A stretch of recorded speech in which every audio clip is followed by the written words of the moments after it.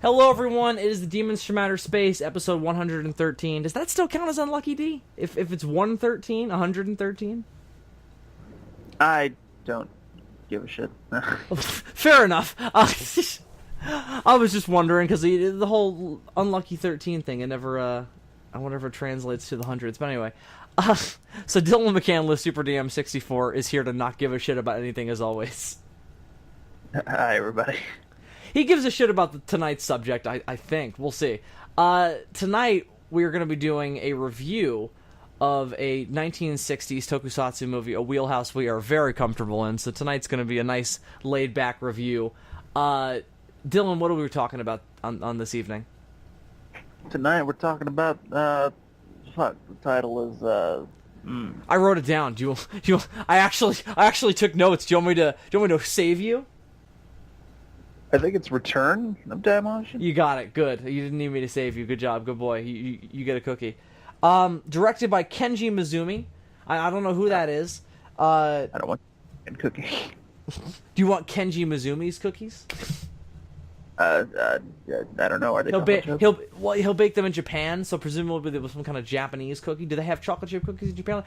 Or do they have some kind of cookie that's more popular over there that overcomes that? Some like Pocky shit. I like Pocky, all right. Well, I guess you're gonna get that then. I guess Kenji Mizumi is gonna make some Pocky for you. You excited? I want to know how the fuck you make Pocky. Well, I guess he's gonna show you.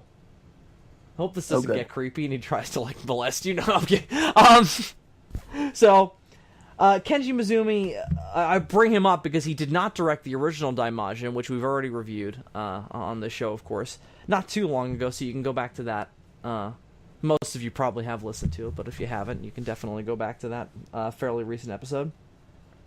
Because the original Daimajin was directed by Kimayoshi Zuda. I also don't know who that is, but he didn't direct this one, which I don't think you could tell unless you go on IMDb and look it up, or if you pay attention to the credits, which I didn't, because it lines up pretty well with the first one. Not only does it line up well, it feels exactly the same.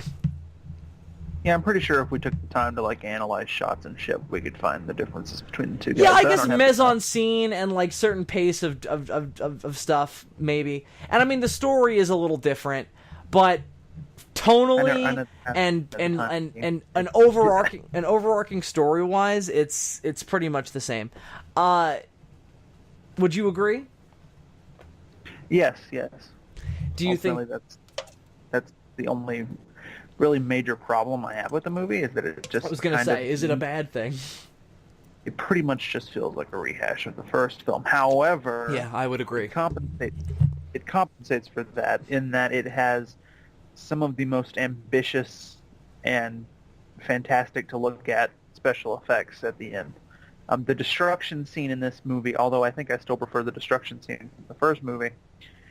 but the shit that goes on in this one is so fucking crazy. It's just this movie is batshit insane, and I love that.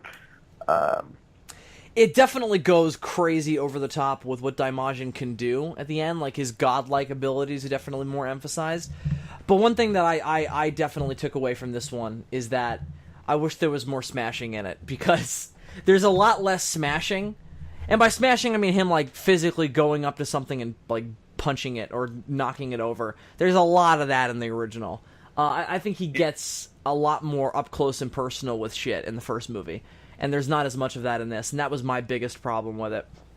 The rehash is my second, because my biggest issue with it is not even that it specifically rehashes the original, it's more so that it's just not memorable compared to the original. I remember a lot more of the individual characters and moments in the original movie than I do in this one. However, it's not that they necessarily even recycle specific plot points. No, it's just sort of the general time that things happen, and although they do on occasion, crucifixion, recycle some plot points, but it's more so just a profound sort of. The overall story itself is basically the same. Well, yeah, just in the broad strokes, okay, there's a good place to live, great. they're all happy. Good things are going on. And then there's like a bad guy, and he's gonna fuck everything up and piss off Daimajin. And then the good guys are gonna try and honor Daimajin. And then some of the good guys are gonna get frustrated and try to take the fight to the bad guys themselves. Then they're gonna get captured. Then they're gonna be almost killed. And then Daimajin is gonna come in and fuck up the bad guy and save everybody. It's exactly the same as the first movie. The details, though, are a little different, and the differences I think I actually like a little better than the first movie in terms of like the political situation. I think that things are just, we kind of just get right into it in this one. There isn't like, oh, there's all this setup as to what Daimajin is, because we know that now. We don't need any kind of bullshit as to like, oh, there's an evil Oni that lives inside this benevolent, godly statue, and when he's angry, he releases the demon. We get that, so we just kind of roll right into the politics, and it's there's the barren, evil land where this dickhead of a lord is forcing all of these poor peasants to do whatever he says, and he wants and covets the land opposite the mountain where there's these two clans. I can't remember their names. I didn't write them down. But they're both surrounding this lake, and in the middle of this lake is an island where Daimajin is. Daimajin's on an island in this version, not a mountain, which is obviously, again, different from the first one. There's a lot of differences in Daimajin's characterization from the first one, or at least in terms of the mythology around the statue, I guess is more of an accurate way to put it.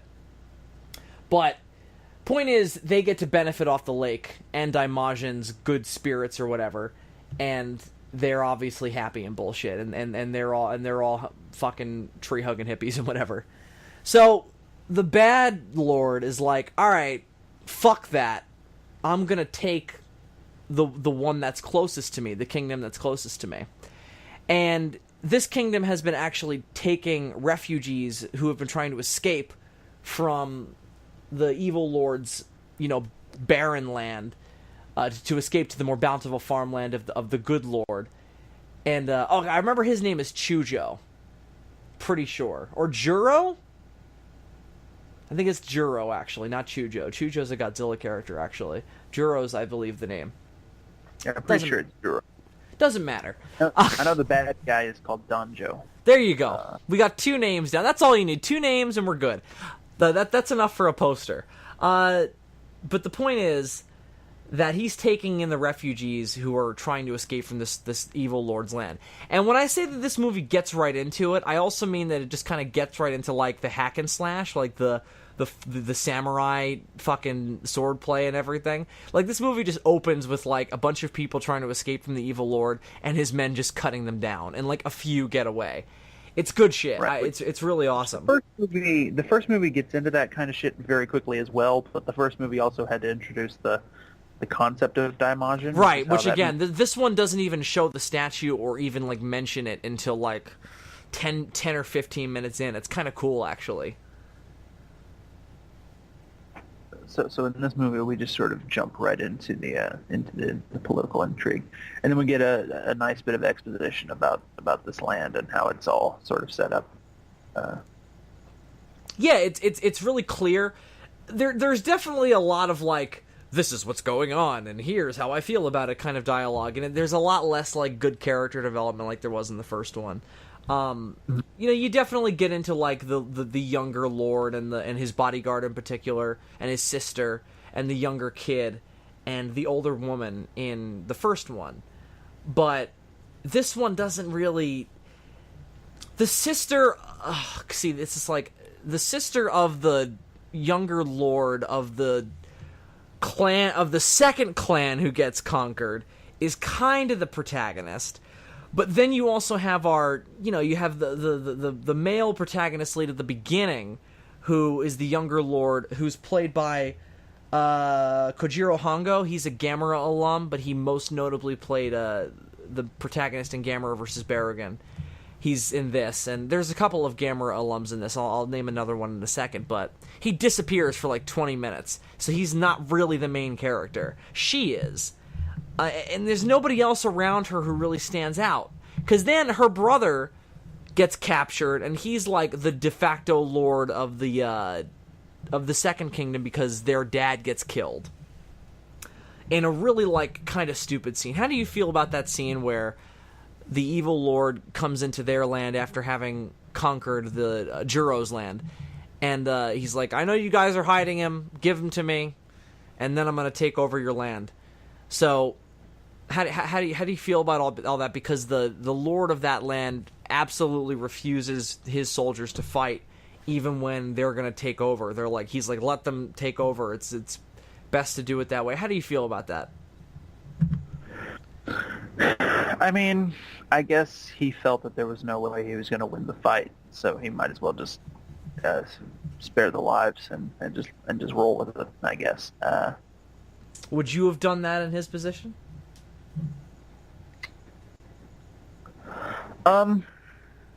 It would depend on if you were an old Japanese man or not. Yeah, yes. No, it would depend on the number of factors. That would definitely have to be one of them. I mean, that would change everything about your life. I mean, I guess you would have to be that in this situation. Yeah. So if you were an old Japanese man and you were on the ground, you'd been stabbed, and you have like dozens of your finest trained men around you, and they're going to start stabbing the people who stabbed you at your request, and you're telling them not to. Is that your move? I don't think it's my move. Definitely not my move. I'm like, stab everybody you possibly can. Right in the dick. Make sure it's we're not about honor now. We're about stabbing people in the dick. Put that on the flag. Well, that's why you are most certainly not a Japanese man. That's why, yes. That's the only reason they wouldn't let me into the club. Like, you have no honor, and then you were... I'm just like, I don't give a fuck about honor. Did you not read the flag? I don't give a fuck about honor. Just stab people in the dick. Dick is underlined in red. Did you not see that on the flag? And then a 5-foot-tall rat pushes you into a fucking trash compactor. That's not how that movie went down, but alright. It's kind of how it went down.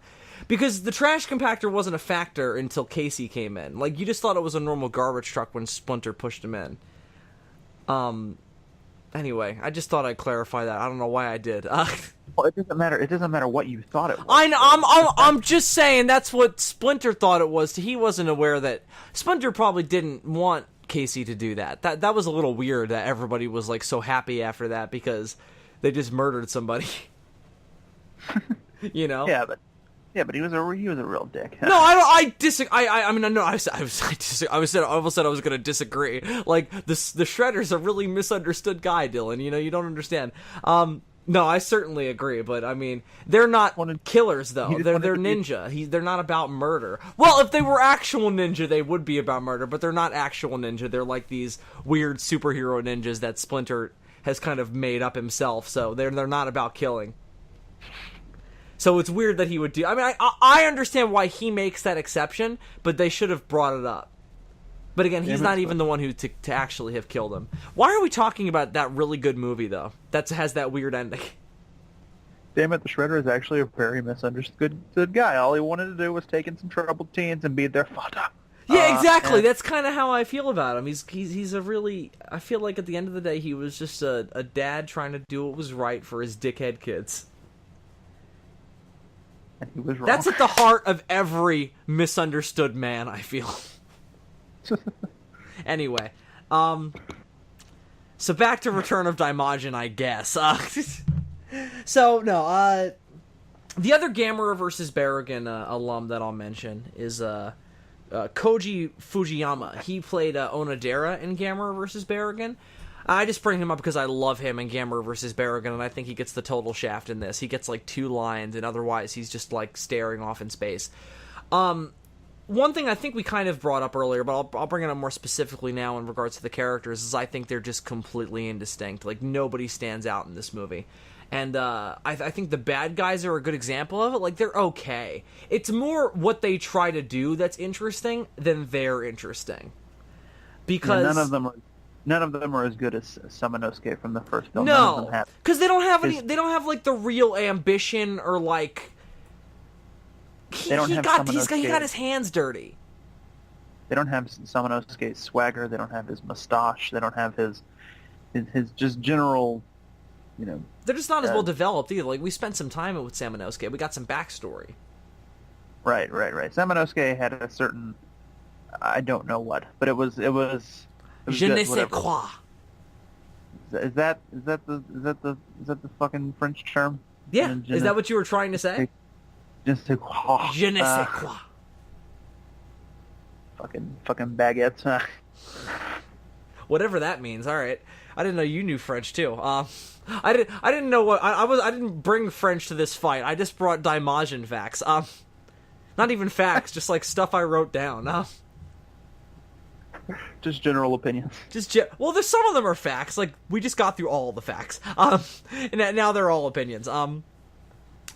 I mean, I basically said my general consensus that I wrote here, which is, you know, it's unmemorable, but it's great from concept and mostly in execution. Like again, I don't think any of it's really bad. I just think it's indistinct. And I think that the bad guys are definitely a good example of that, just in terms of their personality. Like the lead guy is okay. I like that he's fat. Like that's always a nice addition, you know. Like it definitely emphasizes certain traits, but. It's more so that he's also played by a good actor. He does a lot with his eyes, but he doesn't we don't get anything about him, you know? We don't get anything about what he's into or why he is the way he is. We just know that he's an asshole. Well, I guess we kind of do. He's running a shit place pretty much. So, I guess that is a little bit of some insight, but it'd be nice if we got more backstory as to like maybe why the land is that way, like maybe something happened, maybe some catastrophe, or maybe like he just pillaged it until it just went barren, which would also be, you know, believable given what we see of him doing this. But you know, even still, I would have liked to have gotten more. I'll also say this to the characters being indistinct and shit. Not shit, but just indistinct. The old man who's watching over the Daimajin statue, what a piece of crap compared to the old woman from the first movie, right? Right? That woman knew how to fucking die, man. She got cut like 15 times by Samanosuke, and she did not go down. This motherfucker gets pushed over, and he's done. And he doesn't really even, like, do much impressive praying. Like, the old woman did, like, some really, like fucking speaking in tongues and shit in the first movie. This dude is a pansy. He just like stares off concerned while people kneel in front of his statue. Like, again, it's a much more benevolent spirit, so, or at least it's perceived that way in this version, in this movie. And they all mostly just stand in front of it and silently bow when they're praying. It's not like "Oh, Daimajin, great spirit of the mountain, please do not come forth with your wrath and fuck us all up the ass with your stone cock." So we had a bit of a break there. Apologies, folks, but we're back into it, and we don't know what the last thing we said was, but we were talking about the politics of it. I'm pretty sure. There's something I wanted to bring up before, and I'll say it now, because now I see the note and I remember what I was going to say. I think that in this movie, less so in the first one, but it's still a little bit in the first one, and I don't remember the third one well enough to criticize it yet. We'll talk about that one when we get to it. I think that these long-established lords that have been around for generations of their family line, I guess, they seem so easily taken out of power. And I know that, like, they're taken by surprise or whatever, and it's, like, the perfect moment to strike them down or whatever. Strike me down and you'll be more powerful, whatever. But it comes off to me like I don't buy that these guys are effective rulers if they're so easily dispatched. Maybe I'm an idiot, but that's how it comes off to me. It's only really... I can kind of see your point. It's only really a factor in this one out of the three because this one is kind of a different animal in that regard. In the first one, It's a bear.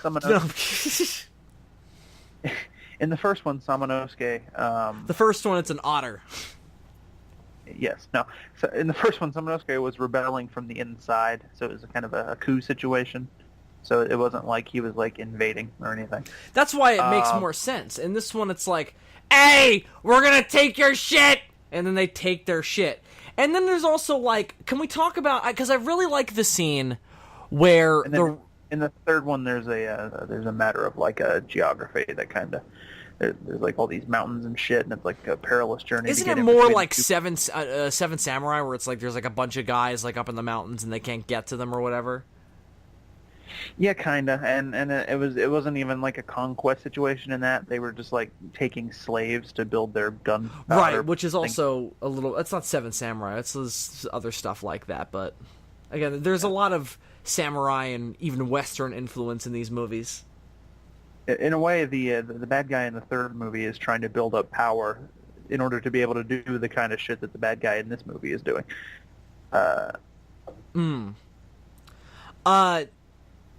So again, my opinion is just that these guys seem like total dicks and pussies to just be so easily dispatched by both.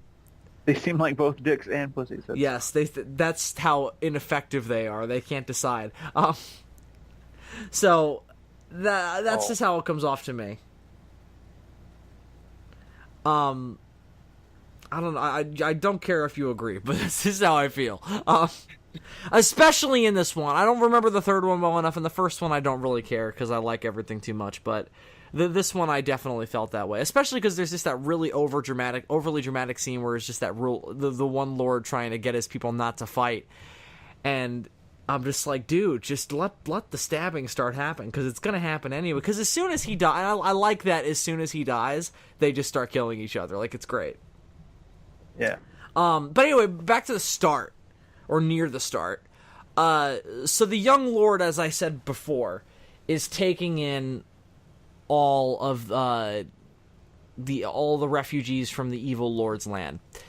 And a bunch of them like come up to him while he's in the middle of this ceremony, and they're like, "Oh my God, we're so fucking thankful to you for letting us live in your land. Please accept this rice that we all gathered together to make as an offering to you for our thanks." And he's like, because he's not an asshole, he's a good dude. He's like, "I gladly accept, thank you very much." And he has them taken into the palace to graciously accept their offering. And then it's like these giant, like, they should have been suspicious of it, right? Like, it's like these giant things. They're compact enough that I guess you wouldn't think that there would be a whole person in there. But the second I saw them, I instantly thought, are there people in there that are going to push their way out? Because I didn't remember from the last time I watched it.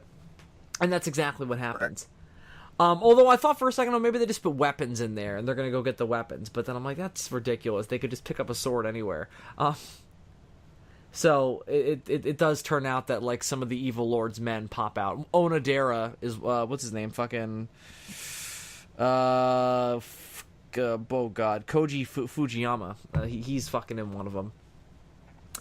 And they get out and they wreak havoc and they take over Juro's land. I like the scene because I totally bought that because it turns out that the refugees are obviously working for the Lord. They were, traitors or infiltrators or spies or whatever you want to call them. And they just put on this phony-ass performance. I totally bought it. It was a really cool bit. One of my favorite parts of the whole movie. But regardless of all of that, let's talk a little bit about Daimajin himself, I guess, because we haven't really talked much about him. The island setting is really cool, because I mentioned it before, you don't really get a glimpse of the statue or even like a discussion of the mythos, really, until like 10 or 15 minutes in, and it's when they enter that island and you just see the statue on the inside of it in the wall. It's so fucking dope. And they you beat your boat up on the little like gravelly beach or whatever, and then you go up and you pray. It's so cool. It's kind of it's definitely a step up from where he is in the last one, and it's kind of more impressive. So it's a nice little step up because it's it's a sequel. It's what you want. Is there even a statue that we see in the third one? Yeah. Where is it? Is it just in a mountain again? It's in the mountains. Okay. It's not like one particular mountain like it was in the first movie though. There's like this whole range of mountains separating these two regions. Is it like buried in the rock though, like it is in this one and like it is in the first one? I don't remember. That's a good question. We'll find out when we get there. But the biggest thing about him, though, aside from his different cool new digs, is that he's a little bit like, and again, I think this mostly just comes across in the way his worshippers discuss him, but he comes across as more benevolent.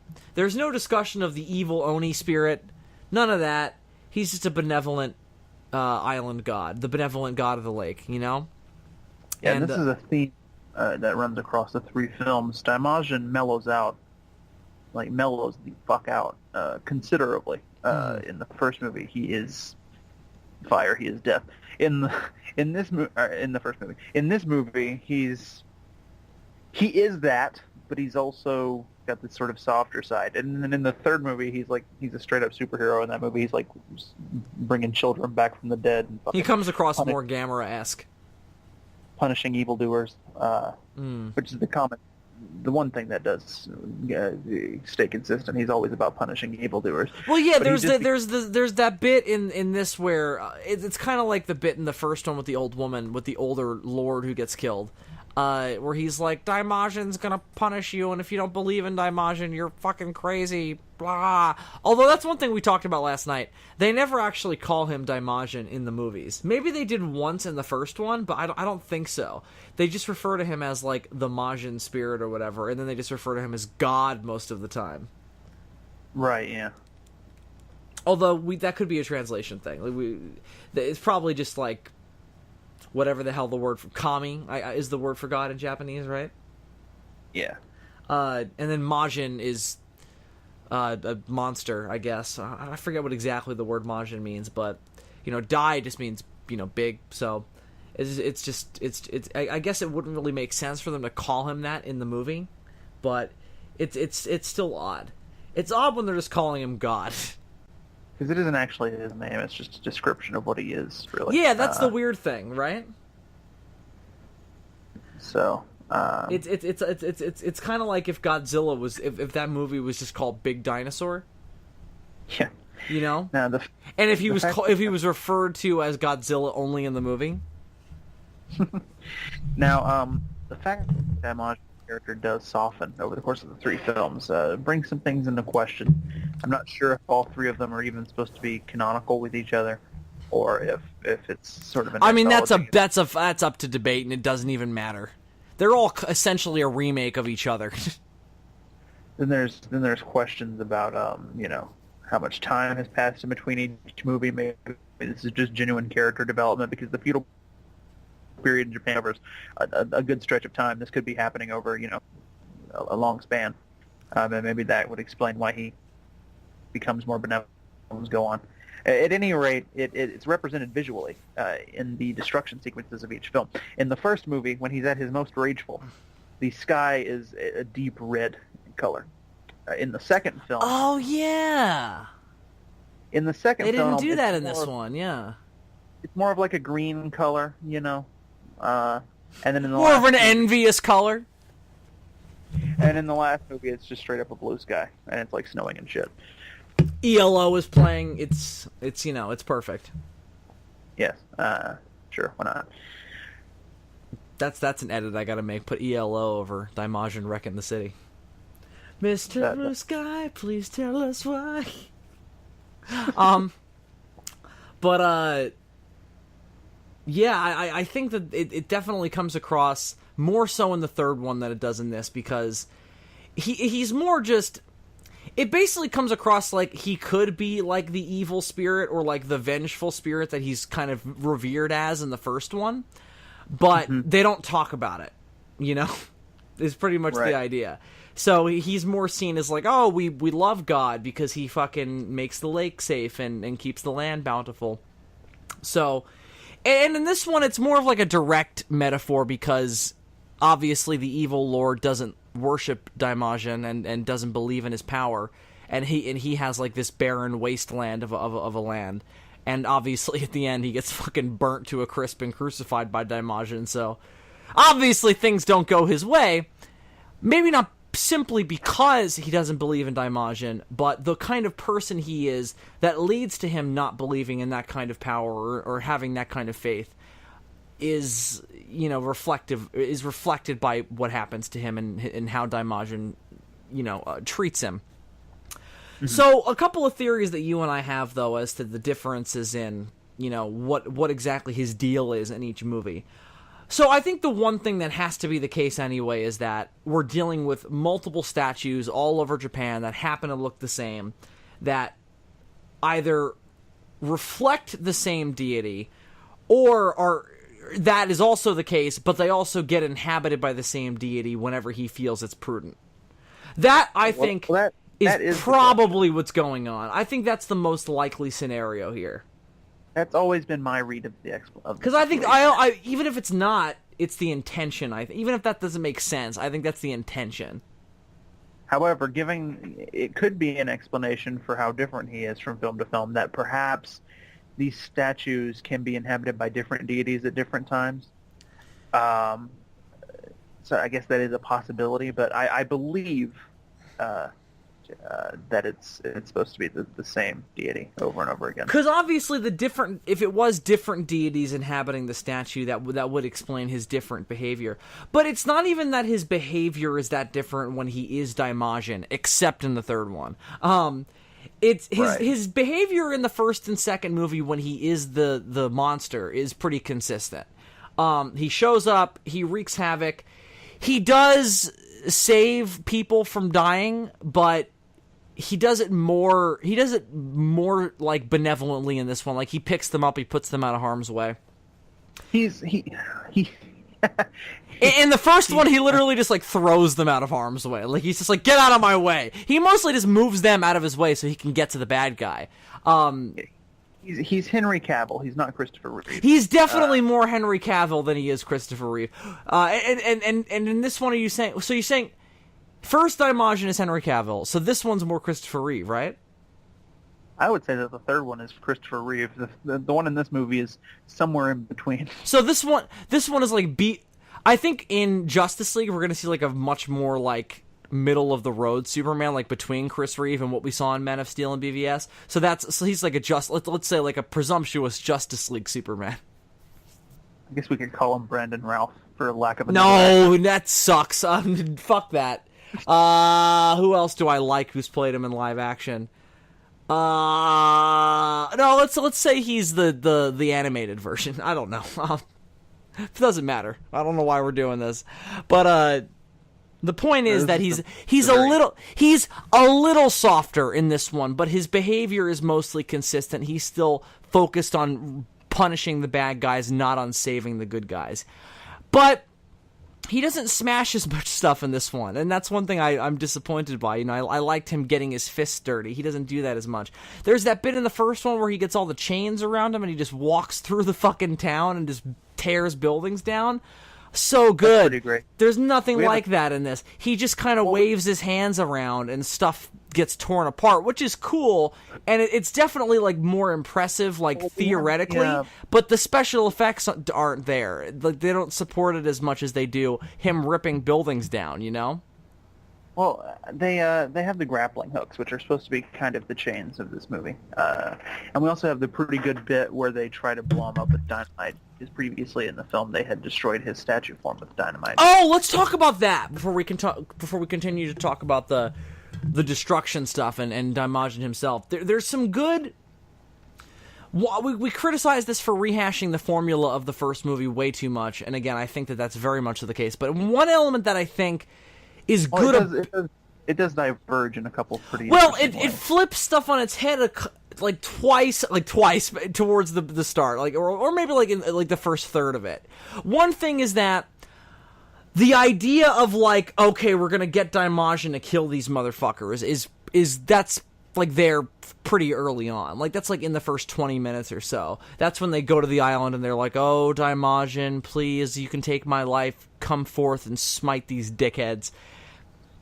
And it seems like please kick ass and chew bubble gum. and please run out of bubble gum. He seems like he's gonna do it, and then they come in and interrupt. The bad guys come in and interrupt the prayer, so it doesn't happen.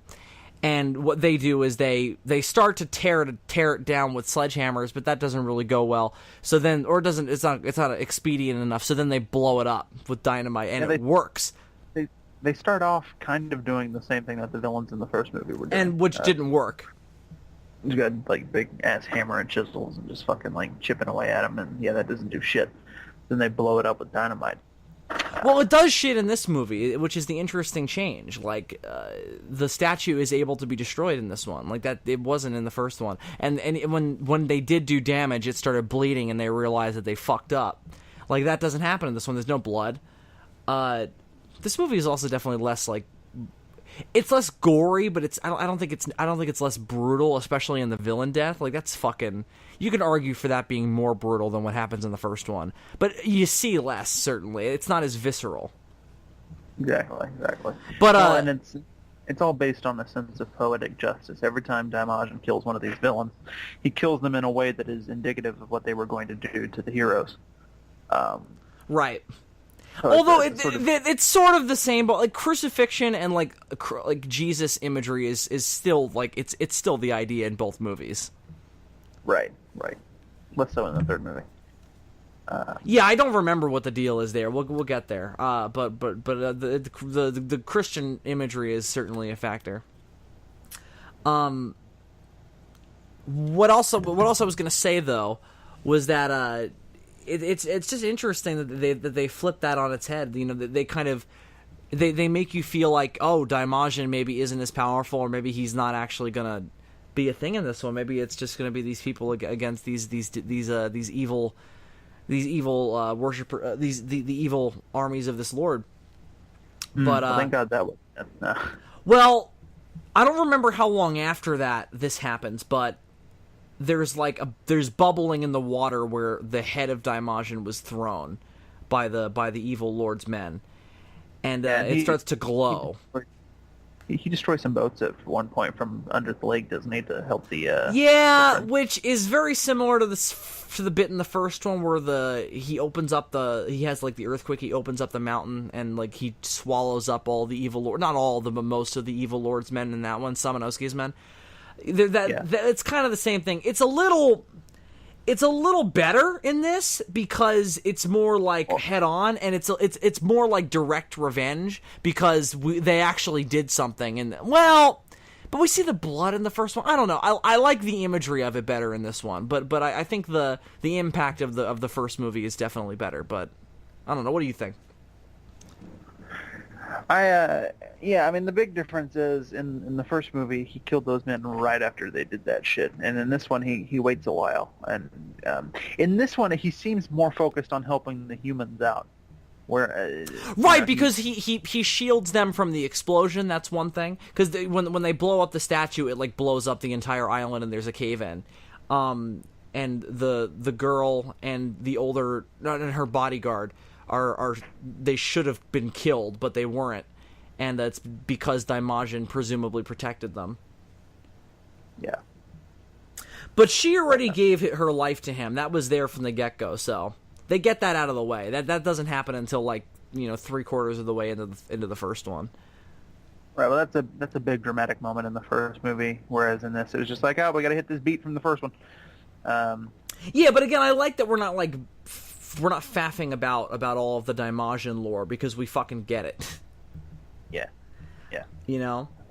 The fact that all three of these movies came out in the same year astounds me, because given that they were made on that kind of a time scale, they have no business being as good as they are. Yeah, even this one which is I like it a lot. I'm not saying it's a bad movie, but it probably is my least favorite of the three. When I stop to think about pros and cons, with the exception of the destruction scene, it's fantastic. Even then, like it's really just well made. It's like how did they do this on such a fucking constrained time? Like that beats anything Toho was doing at the time. One movie per year, but please, bitch. You know. Well, it's also just like they're very unique. They're not your typical giant monster fare. They're not even really giant monster movies. They're just kind of medieval fantasy epics, you know, that happen to have a giant monster kind of thing in it that has the same special effects as a Godzilla or a Gamera. Even Pulgasari, which is sort of in common nomenclature would be referred to as it's North Korean Godzilla, but it's really closer to Daimajin than it is Godzilla. Even that is more of a monster movie than any of these are. Yeah, because I mean, at least that has a kaiju in it. Just because of what Daimaju is, you know. Daimajin, but yes. What did I say? You said Daimaju. I know you fucked up with the boo analogy. I've done it in my head sometimes. No, I was saying in. I just slurred. I see. But I wasn't doubting you. I was, but what was I saying? Fuck. But yeah, they're all pretty good. But especially for the time and given what else was being done. I mean, this is the same year as Godzilla versus the Sea Monster. I would say I really like that movie though. 66 overall is a pretty good year for. Yeah, it is. I would say that the first Daimajin is definitely better than Godzilla versus the Sea Monster, and I would say that this is probably about as good as Godzilla versus the Sea Monster. Return of Daimajin. I think I can see that argument. This is probably about as. I gotta watch the third one before I make any kind of definitive statement about it. I only watched it the once, and I don't remember it that well. I remember not liking the kids, though. I remember that was an issue for me. The thing about the third one that I like is it's the most different from the first one out of the two sequels. That I do remember. I remember more specific scenes from the third one than I do this one, but I still like what this one is about more. Yeah. You know? Also, the third one has some serious balls in one particular scene, and we'll talk about that whenever the fuck we review it. Do we actually see balls? I don't remember. No. Figuratively. Interesting. But so yeah. But the money shot in this movie, the thing that you pay to see, let's just say things get a bit biblical. Like we were watching this, I was like, this kind of shit would make Moses shit his pants. Holy fuck! So Daimajin literally parts the lake like the fucking Red Sea from the Ten Commandments, and you know it looks about as good as it did in the fucking Charlton Heston movie. I would say it looks better than that. It's just fucking phenomenal. Like, the biggest problem with that effect is that when you look at the top of the waves, it's clearly not the water moving. It's like it's just the motion tracker just moving. You know, like it's just like showing more of the blue or less of it depending on where it's moving. Yeah, some of the compositing work in this isn't that great. Ultimately, the effects in this, while more spectacular than either of the other two movies, are also don't hold up as well because they're super. They're super. What's the word I'm looking for? Ambitious. He's doing more deitist stuff. He's waving his hands about him more, using the force, as we say. Yeah, it's a lot more ambitious. Is the word I was looking for? And because of that ambition, it sometimes doesn't always look as great. You know, the first Daimajin's effects work with a lot more grounded, and I think that's why it's still the strongest in that regard.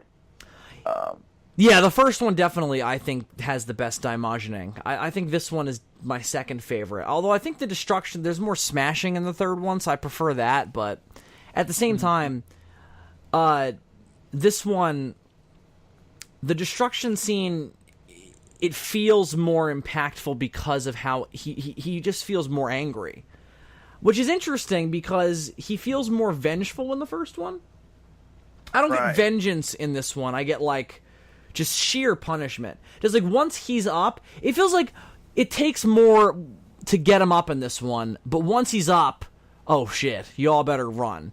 Because, like, there, and that comes off most to me in the bit where he's walking through the lake after he's, parted the water, and he's walking through that column, just slowly straight dead at the villain, just beelining. And there's shots where, like, they show the big life-size Daimajin just staring right at the villain, which is great. Although the effect is not great, the actual use of that is not half as good as it is in the first one. That's another big problem. But I like all the stuff with him doing godlike stuff, because we didn't get as much of that in the first one, and it's definitely cool looking. It's just not. It doesn't look real, It feels more. It feels less vengeful. In the first movie, his motivation seems much more about revenge, whereas in this one, I would argue that it's more so just a strong sense of justice. Yeah, I agree. He feels more like an anti-hero in this one, definitely. Without question, like, brutal to the bad guys, but absolutely benevolent to the good guys. Not so much in the first one. In the first one, he was just a vengeful fucking. He was a vengeful god. He was a vengeful overlord. Well, in the first movie, and it's still my preferred characterization for the character, once he gets started punishing evildoers, he then sort of goes into kind of a bloodlust and just keeps killing. They basically have to beg him to stop. His line between benevolent spirit and vengeful monster is really distinct in the first one, and when he goes over the edge, he's over the edge. But in this one, it's more of like, it's more defined as like, bad guys get the bad side, the good guys get the good side.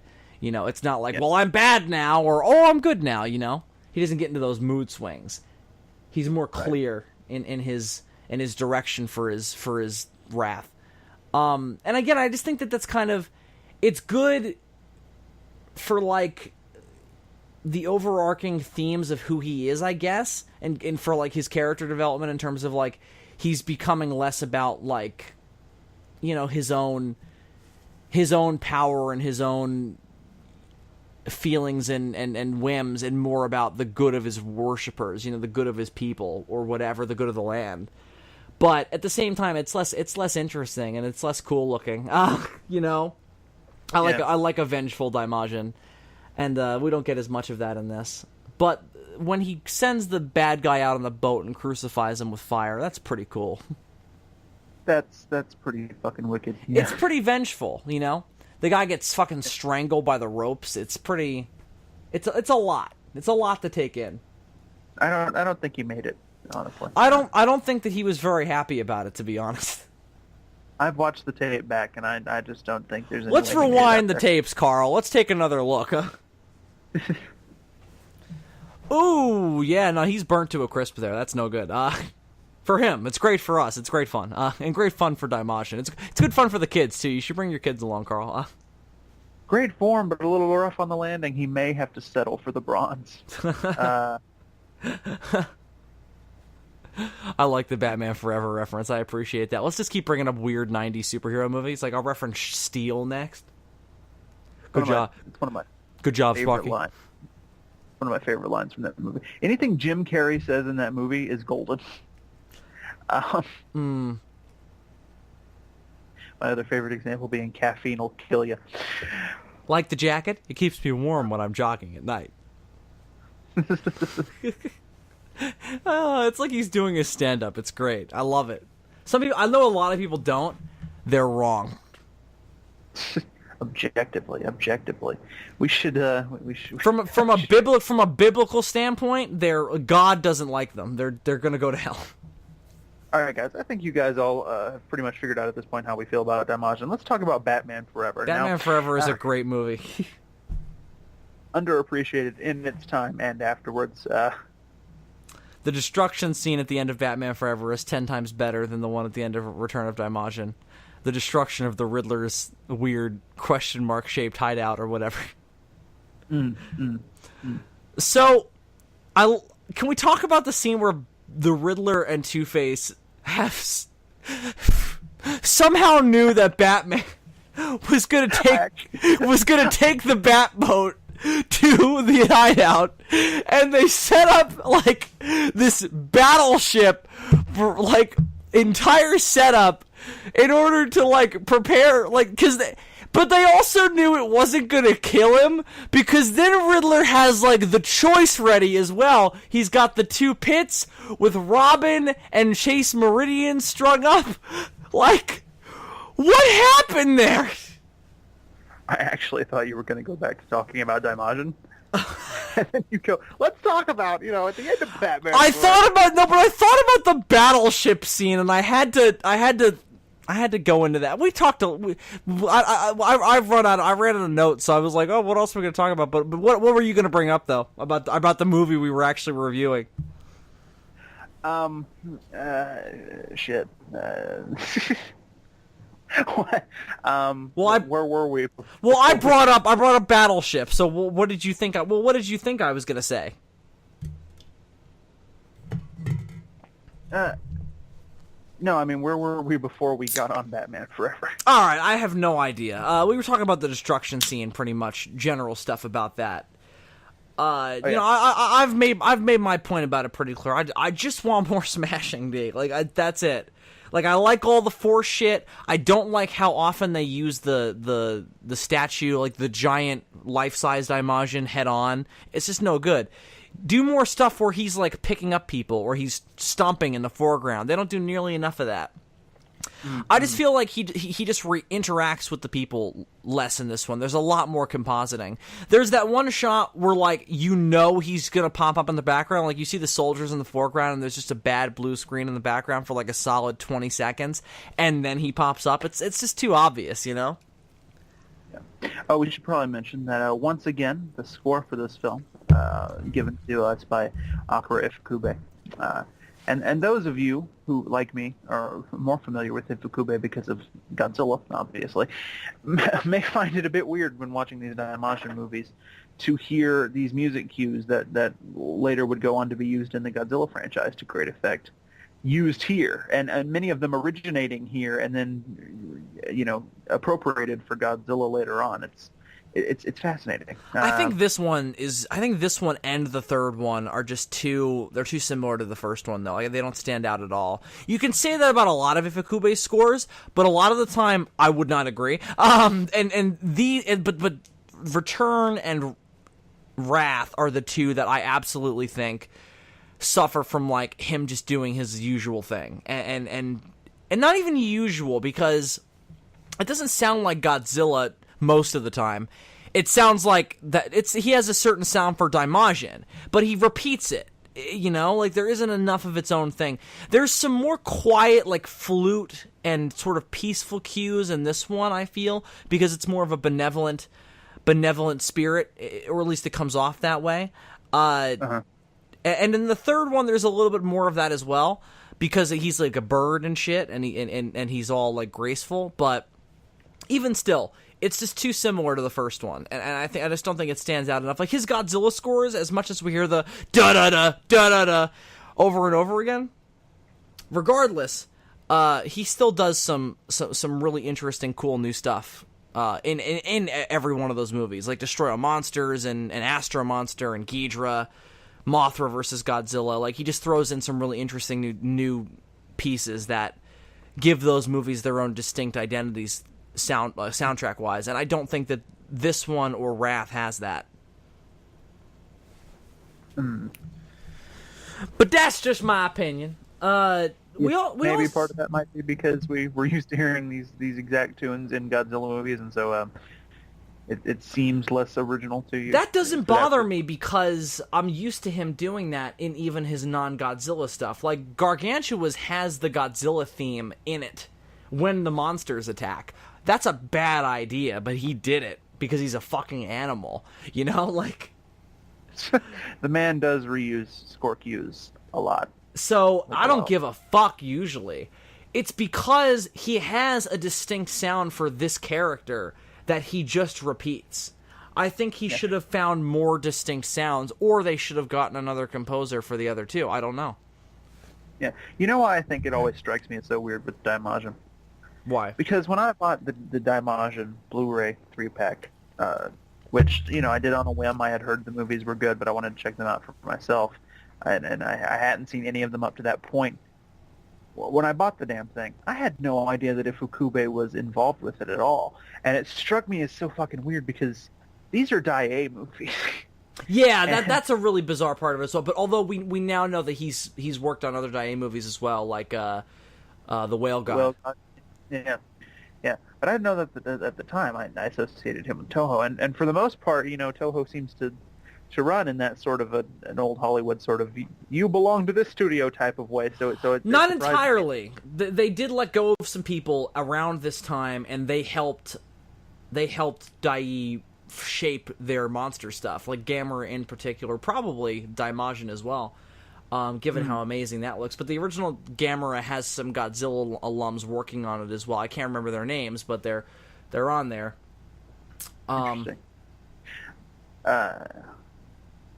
So yeah, I think that's part of the reason why it always struck me as really odd. But I just remember that first time watching the first Daimajin movie and being like, that's fucking Godzilla music. Yeah. And then doing some quick research and realizing that Ifukube had indeed done the score for Daimajin. It's fascinating. But again, I think that it has a much more. It has much more of like he gives it a more etheric and mystical ambiance, certainly. I really like the Daimajin theme. I always will. Da da da da da da. It's so good. Yeah. It's different from Godzilla, but it's distinctly Ifukube though. Yeah, later on when they reincorporated that into the Godzilla franchise, I believe in the Heisei series, it would sometimes play as like a secondary theme for Godzilla, when he's just sort of lurking around and not doing the whole triumphant. Yes, I remember some parts of Biollante and King Ghidorah where the Daimajin theme is kind of in there. Although Biollante doesn't have... Ifukube was not the composer on that, they reuse his music in that, which they didn't in 84. I, of course, something. remember it. Do you think that that's something that Godzilla fans forget sometimes? That there are Godzilla movies, very iconic Godzilla movies, where Ifukube's score is not there at all, like 84, like GMK. It has it at the end, but 84 is my big example. Yeah, and ultimately, it hurts a lot of those movies. Not 84. Not 84. Not that particular example. But like, if anything, it kind of helps that one because it has more of its own identity. Some of the Millennium scores that don't ever call back to Ifukube at all, that I don't care for them very much. Does one of them not?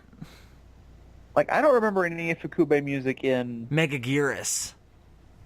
In Megaguirus or in the Mechagodzilla films. Maybe I'm wrong about that. I think Mechagodzilla has a little. I mean, they have the Mothra theme in the second one.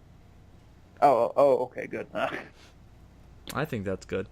Maybe I think you by and large you are right though, but that's the same composer as Megaguirus. Her score, I think it's a chick. Her score is way better in the Mechagodzilla movies than it was in Megaguirus. It's not bad in Megaguirus, it's just generic. I think that's a pretty good summation of the entire film. No, I would say that Megaguirus is bad. Generic, but also bad. Well, I think it's bad because it's so generic. No, I think that there are things about that movie that are just straight up shit in regards to it also being generic as well, in addition to those shit things. Like the characters that go nowhere. It's a dull movie. We've talked about this recently. Did we? It. Yeah, we did a whole video about bad Godzilla movies. Oh yeah, that's right. So back to Return to Daimajin. I think we've mostly sort of said our piece. If there's anything you wanted to bring up, bring it up now. Otherwise, we'll wrap it up, man. Okay, let me think for a second. If there's anything that I'm missing. Oh, there's a bit of comedy relief going on with the fat guy who was from the island that was supposed to watch over Daimajin to begin with. He's pretty good in this. Fat guy, not the old man. The chick's bodyguard, you mean? Yeah, I guess. Yeah, I don't think he was on he was her bodyguard, I'm pretty sure. Oh, okay. I'm misremembering that. But anyway, I remember there being a fattish guy who I liked. But, what else? Oh, the Prince character in this movie? Yeah, I was about to bring this up as well, yeah. This is one of the legitimate ways that this movie, does something a little better than the first movie. Because the Prince in the first movie is fucking worthless. He can't get anything accomplished. He gets captured immediately. He's young. He's inexperienced. He's been living in the woods for like 10 years, like trying desperately not to fuck his sister. So he's a little screwy. It reminds me of the Eddie Izzard sketch about Doctor Who companions. They get right off the TARDIS and they run off and they're like, "Oh, Doctor, I've been captured." But the guy in this movie kicks like all of the ass. Like he's awesome. He takes on like several dudes at once and he's just fucking outmaneuvering people like a motherfucker. Like he's great. Some of the action choreography in those scenes in particular is really good.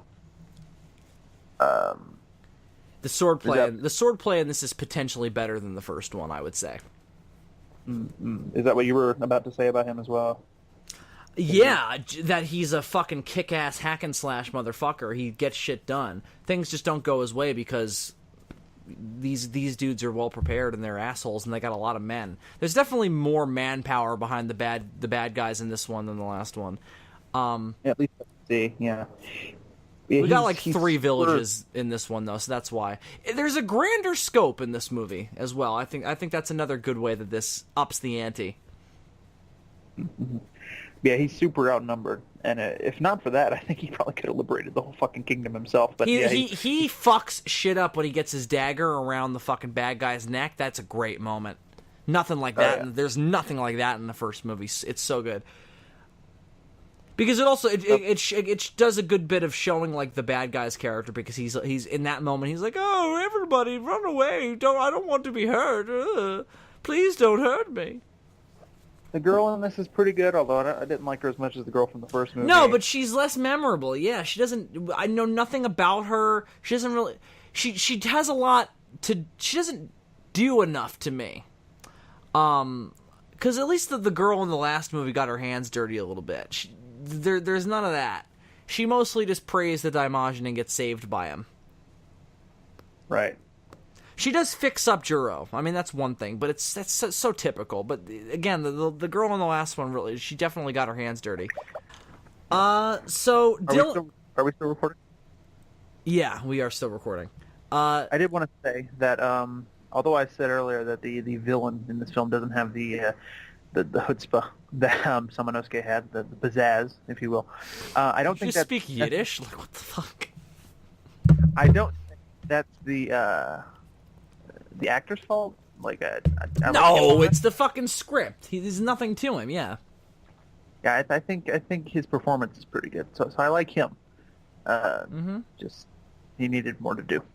Yeah, I completely agree. Yeah, it's definitely not the actor's fault. I think he's good, and it's just definitely the script. There's that great bit where he's watching the girls dance and he's drinking out of the ashtray. No, it's a cup, but I think it looks like an ashtray. And ashtray, not ashtray. My New York accent's getting to me again. That's something that we do up here. We say ashtray, not ashtray. I don't know what an ashtray is, but I'm fascinated. You definitely want one. It's mad comfortable, but it's an ashtray. And it looks like one anyway. He's drinking out of it, and he's looking at the girls dancing, and he's all full of smug bullshit and whatever. He's this hideous monster of a man. So it's good shit. I like it. He's a good actor, but certainly underdeveloped due to the undercooked characters in the script. So, like, again, that's definitely one of this thing's biggest flaws, but its overall kind of lack of distinctness from the first one is definitely its biggest sin. So that's definitely unfortunate, but all in all, I still like it. I like it quite a bit, yeah. So I definitely think it's better than Ghostbusters 2. So how about that, D? Another one down. Another one bites the dust. Another one bites the dust. And another one down. And another one down. Another one bites the dust. Hey. I believe the lyrics is supposed to be another one gone, but okay. You know what? I'm rewriting it. I don't want to get sued. All right. I respect that. That's fair, right? So, Dylan, that's going to do it for this week's episode. So, what's up next time, Doc?